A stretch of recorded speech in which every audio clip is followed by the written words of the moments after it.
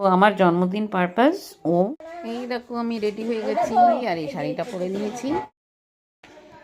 Good morning, আবার একটি নতুন ব্লগ নিয়ে তোমাদের সামনে চলে আসলাম। নতুন ব্লগ মানে আগের ব্লগেরই কন্টিনিউশন। এটা কালকে শিবরাত্রি উৎসব গেছে, সারা রাত জেগেছি।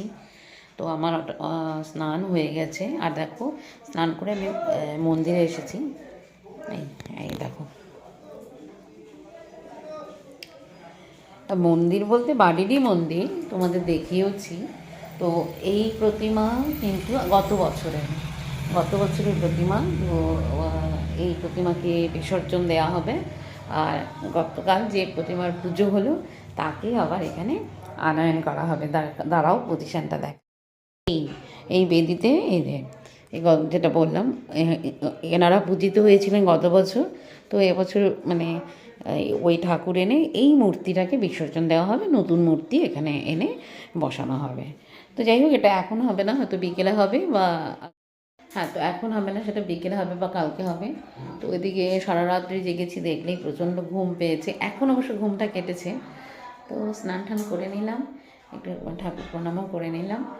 আর আজকে হচ্ছে প্রসাদ খাওয়া হবে, মানে এই যে সবাই রাত্রি জেগে পুজো করলো, বা সবাই হয়তো করতে পারে না, যাই হোক পুজো হলো যেহেতু, তো পাড়ার সকলেই বাইরে আত্মীয় স্বজন বন্ধু বান্ধব যেমনটা হয় আর কি, সেরকম যারা পুজো করেছে সারা রাত ধরে উপোস থেকে, তো তারা এখানেই পালন করবে, এখানেই প্রসাদ খাওয়ার মাধ্যমে উৎসবের মানে কি বলবো সমাপ্তি ঘটবে আর কি।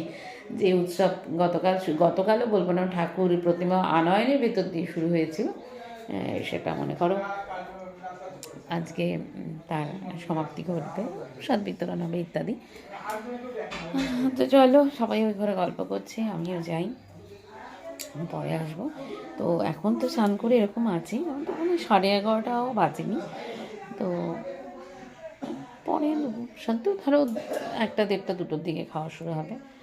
তো পরে আর এই ড্রেসটা থাকবে না, অন্য একটা ড্রেস পরতে হবে আপাতত। আমি ড্রেস বের করে রেখেছি, এই শাড়িটা পরবো ভাবছি। এটা কাঁথা স্টিচের শাড়ি, এটাও শান্তিপুর থেকে কেনা। এগুলো না আমি কিনিনি, এগুলো বাবুর পাকামো, ও কিনেছে শাড়িটা। মানে আমি যখন কোচবিহারে ছিলাম, মায়ের চিকিৎসা চলছিল যখন, আমি যখন চলে এসেছিলাম কোচবিহারে, তো আমার জন্মদিন পারপাস ও কি করেছে, 5খানা ওখানে শান্তিপুরে গিয়ে 5খানা শাড়ি নিয়েছে। দেখো এটা তার মধ্যে একটা। আর গতকাল পুজোতে যে লাল পেরে শাড়িটা মানে জামদানিটা পরলাম, ওটাও ও নিয়েছে। লাল পেরে না, মানে লাল সাদা হলুদের যে জামদানিটা গতকাল যেটা আমি পরেছিলাম পুজোতে, সেটাও কিন্তু ওরই আনা। এই 5টা শাড়ির মধ্যে ওটা একটা আর এটা একটা। তো যাই হোক, এটা পরবো ঠিক করেছি। ঠিক আছে, চলো পরে আবার কথা হবে তোমাদের সাথে। এখন ওখানে আড্ডা জমেছে, একটু গিয়ে আড্ডাটায় অংশগ্রহণ করি। এই দেখো আমি রেডি হয়ে গেছি আর এই শাড়িটা পরে নিয়েছি, যেমন তো তোমাদের দেখালাম, এটা পরলাম। পরে দেখো আমি বসেও গেছি প্রসাদ নিতে, বসে পড়েছি প্রসাদ নিতে। এখন 2:45 না, 2:10 বাকি। সবাই আসুক, আমরা যেহেতু উপোস করেছি, প্রায় 24 ঘন্টা না খাওয়া, সেই জন্য এখনো সেভাবে লোকজন, বাইরের লোকজন ওখানে এসে পৌঁছয়নি। তো আমরা বসে গেলাম। এবার যখন তারা আসবে তখন ভিড়ও পড়ে যাবে, তো এখন যখন ফাঁকা আছে বসে গেলাম।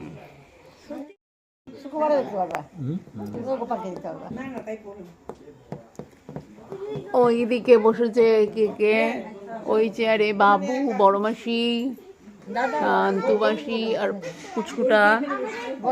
এইদিকে মা বসেছে, সোনামাসি আর লম্বুজি, আমি আর এদিকে মামা। আর ওই দেখো ঠাকুর, কালকে এখানেই পুজো হয়েছিল। পাতে প্রসাদ পড়ে গেছে, আর এটাই ফার্স্ট ব্যাচ, আর এটা ক্যাটারিং করেছে, বুঝতেই পারছো।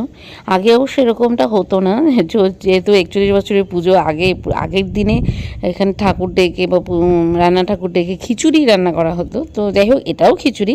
তো এটা ভুনি খিচুড়ি, বাঁধাকপি ঘন্ট, চিপস আর পনিরও ছিল। কেমন হয়েছে খেতে? এই প্রসাদটা খেতে কেমন হয়েছে? ভালো লাগছে নাকি? ভালো হচ্ছে।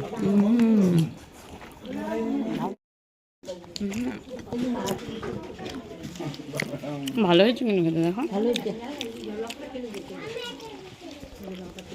কপিটাও ভালো হচ্ছে। বহু আগে মানে প্রথম দিকে তো এই প্রসাদ এভাবে চেয়ার টেবিলে বসেও খাওয়া হতো না, নিচে বসে কলা পাতায় প্রসাদ খাওয়া হতো। প্রসাদ বিতরণ চলেছিল মোটামুটি 4টা 4:30 পর্যন্ত। রাতেও অনেকে এসেছে, কিন্তু সেই ভিডিওগুলো আর করা হয়নি যেহেতু ভীষণ টায়ার্ড ছিলাম। এটা আবার পরের দিন সকালবেলায়, যেমনটা বলেছিলাম যে আগের মূর্তি ঠাকুর বিসর্জন দেওয়া, মানে ঠাকুর ঘরে যে ঠাকুর ছিল সে তাকে বিসর্জন দেওয়া এবং নতুন ঠাকুরকে আবার মন্দিরে প্রবেশ করানো আর কি, ওখানে পুজোর আসনে বসানো। এটা কিন্তু পরের দিনের ছবি আর কি, পরের দিনের ভিডিও। আর আগের দিন রাতে আর কিছু করিনি, ভীষণ টায়ার্ড ছিলাম। আর এই পুকুরটা, বাড়ির সামনে পুকুরটা, যেটা তোমাদের অনেক দিন দেখিয়েছি, মানে বাড়ির বারান্দা থেকে যে পুকুরটা দেখা যায়, এটা সেই পুকুরটাই। তো সেখানেই প্রতিমা বিসর্জন দেয়া হলো। তোমার এখানে কাজ নাই, সরো তুমি সরো। যাইবো তাহলে একটুখানি আপনি ইয়া ছাড়েন না। আসলে ওই দিকটা এই দিকটা দুজন ধরেছে, ওই দিকটা একজন ধরেছে। পিছনে ধরো দাদা চলকে লাগি ইন্দুকে দাও, দাদা চাপ পিছনে ধরো, বাবু কাপড় জানা তো। পিছনে পিছনে ধরলে কি হবে? ওই দিকটা ধরতে হবে নিচে দাদা সাইড নামিয়ে ফেলে। দাদা আছে, দাদা সর। হ্যাঁ, ওই শঙ্কর ভগবান কি সোজা করো, সোজা হয় না কেন? ভগবান কি দাও।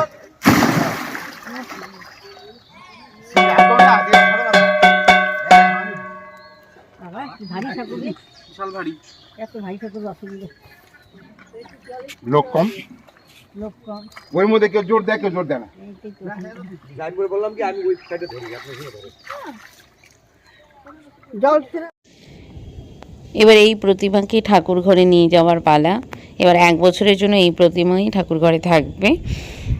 আর এটা এইখানেই পুজো হয়েছে পরশুদিন। আর পরশুদিন বললাম কেন, যেহেতু কালকে প্রসাদ খাওয়ার পরে আর আমি রাতে আর ভিডিও করতে পারিনি, আজকে সকালবেলাটায় এটা শুরু করলাম, এটি তোমাদের দেখানোর জন্য।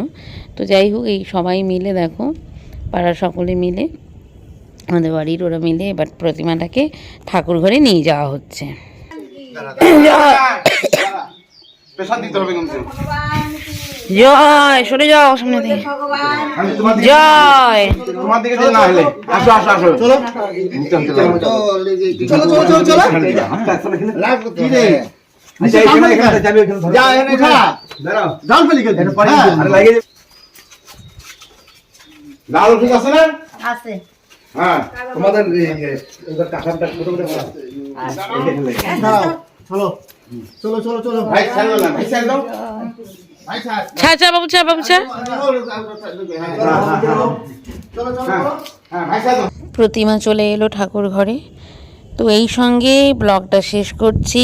কেমন লাগলো অবশ্যই কমেন্ট করে জানাবে, ভালো লাগলে অবশ্যই লাইক করে দেবে, কমেন্ট করবে এবং শেয়ার করবে। ঠিক আছে, রাখছি, তবে দেখা হবে নতুন আরেকটি ব্লগে।